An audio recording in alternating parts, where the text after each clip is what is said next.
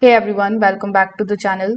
In today's quick video, I'm going to show you exactly how to fix Kindle stuck on low battery screen in 2026.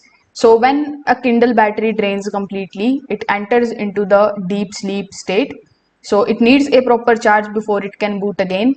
So quick charging won't work here. So in order to fix it, first of all, do not rely on the weak USB port. You need to plug your Kindle into a wall charger using a good cable. Avoid the low power sources like laptops as they charge too slowly. Now, after doing so, you just have to leave it charging for long enough, and this is really very important.